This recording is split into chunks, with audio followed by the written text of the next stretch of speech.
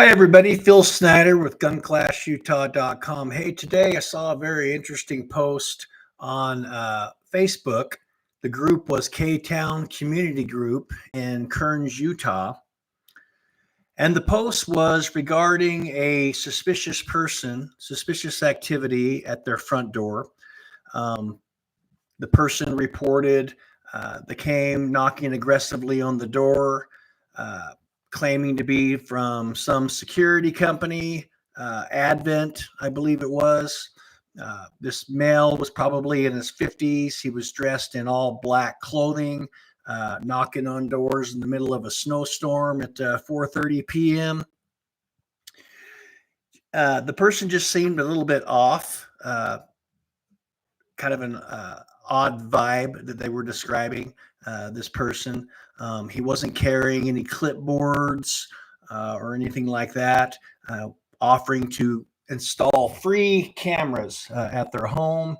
He was asking whether they rented or not, or whether they were the homeowner.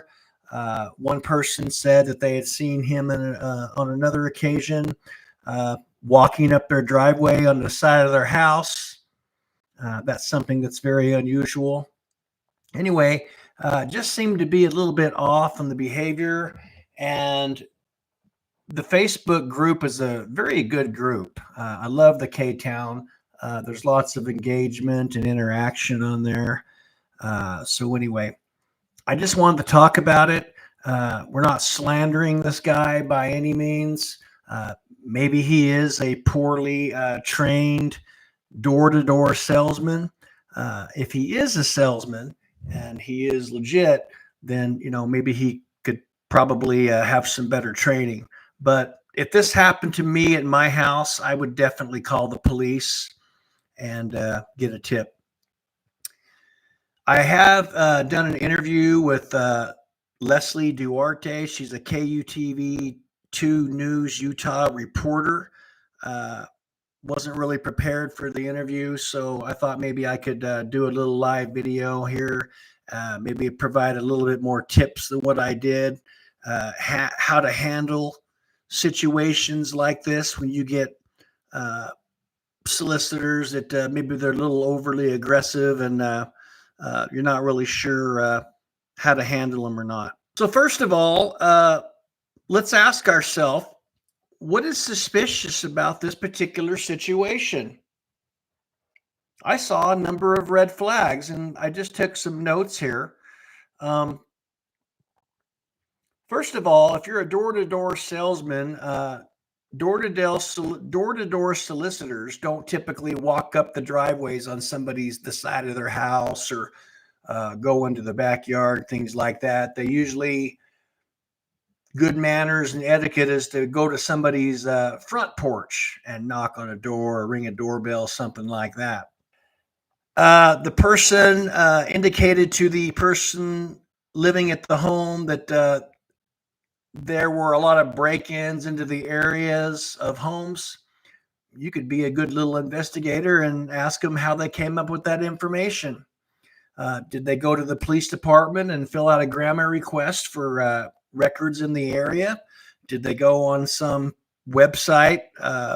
There are websites that post crime statistics in areas that you can search for. Don't know how accurate they are, but find out what their answer is and see what they say. That could raise some more red flags. By the way, who sells free cameras? Who offers to install free cameras? Ever heard that statement, nothing's free? Well, I don't know about if I'd believe that story or not. They're getting something out of it. So, what is it? If he's a door-to-door salesman, how come he doesn't have a clipboard in his hand? If I was selling things, I would want something to write on, preferably a clipboard. If I'm writing from the porch and taking notes and getting sales leads down, I'd have a pen and things like that. This person that was seen on video camera and photos had no clipboard or anything in his hands. This suspicious person was not wearing a lanyard or any ID card indicating where they're from. If you're a legitimate business person, you're probably going to be doing that. Also, it is possible that this male who looked like he was in his 50s is working for a security company selling things. But from my experience, these people are typically either teenagers or college kids, and they're just trying to make some extra money, things like that. Also, why are they walking in the snowstorm selling? Are they hot? It just seems a little bit odd to me. If I was out there doing that, I'd probably go into my car or go take a lunch break and wait till the snowstorm was over with. Anyway, just some tips. So here's what you can do. Let me just give you some tips. I don't answer from my door for anybody if it's dark, and I don't know who they are. I've got cameras. I've got Ring cameras. I can communicate through the door. One tip I would say is to, by all means, even if you don't want to answer, which is advisable, especially at night, if it's during the day, you're going to use your discretion on that, whether you decide to do that or not. But let them know you're home. The MO of burglars, we're not saying this guy is a home burglar casing the areas. He certainly looks suspicious, but hey, what do you need? Well, if he says he's a salesman, you just simply tell him you're not interested. Or if you want to be a little detective and you want to get a little bit more information, you can say, hey, who do you work for? What security company do you work for? What is your name? Can I get your name? Do you have a business card? Can I get your supervisor's name and phone number and the security company's name? Write all this stuff down. If you could record it, even better.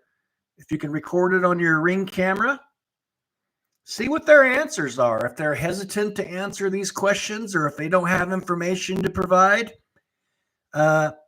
even raises more red flags. But yeah, MO of home burglars, not saying he is, they will knock on the door. They'll ring the doorbell. They'll wait for a response at the door before they decide to break in if they are a burglar or a home invader. They want to see if somebody's home. They don't want to go inside if somebody's armed and get shot. And so that kind of protects them a little bit. If they don't get an answer to the door, I've taken a number of burglary reports over the years as a law enforcement officer. And, sometimes they'll just walk into your back door and kick in your door or break a window and come inside.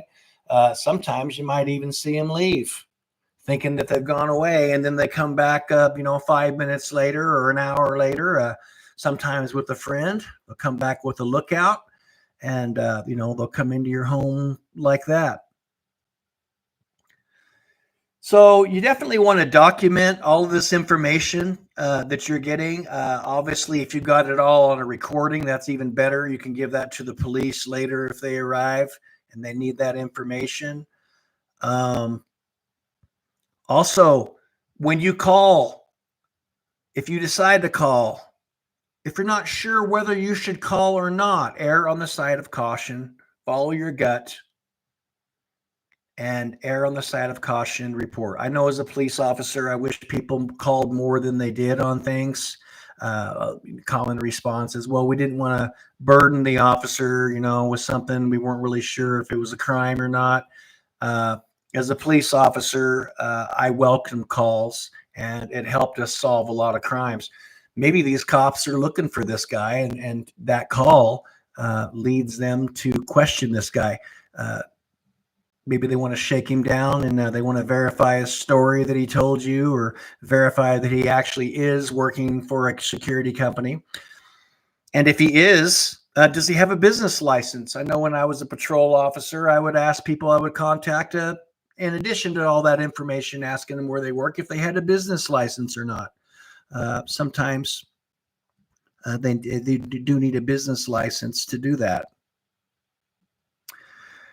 But when you call into the dispatcher, pro tip to help you have your case taken more seriously, because officers do get really busy sometimes.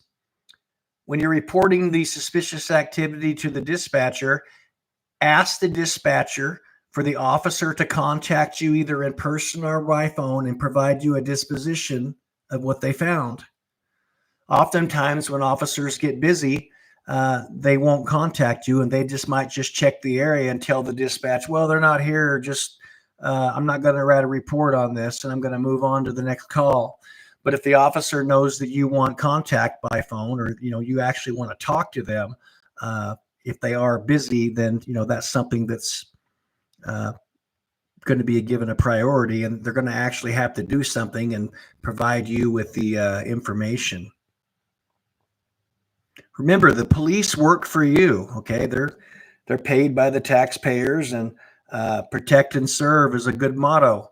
And every officer that I knew that I worked with, a lot of them are adrenaline junkies, and I don't mean that in a bad way at all. But they want the excitement. They want to catch that burglar, that bad guy or girl. So give them the information.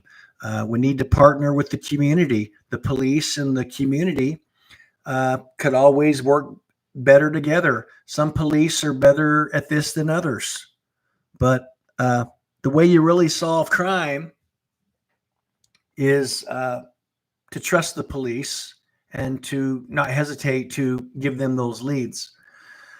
So anyway, I hope this helped. I just wanted to share some tips with y'all. Like I said, we don't know if this guy is a solicitor. We don't know if he's breaking into homes or not, but it sounds like by the number of responses, this isn't the first time he's done it. And just by reading the posts, what raises even more suspicion is that, he told one person he was with Advent Security, he told another person he was with SimpliSafe. I don't know, maybe he switched jobs, who knows? But because of all that information that I shared with you, it definitely raises concern to me. At worst, he's casing homes, and, at best, maybe he's just a poorly trained solicitor. But that's our job as a community, to figure those things out. And it doesn't hurt to be a little detective. It doesn't hurt to ask him information through the speaker. Hey, where do you work? What's your name? Who do you work for? Because you could always ask that information, and you can just tell him, well, thank you for the information. I'm going to reach out to your boss, and if I need any services, or if I'd like you to come out and install those cameras at my house, I'll be reaching out to you through your employer, through your boss. But anyway, hope that helps. Everybody stay safe out there. Please comment if this has ever happened to you. Maybe share your story on here. But we're all in this together to keep our community safe. Thanks for watching.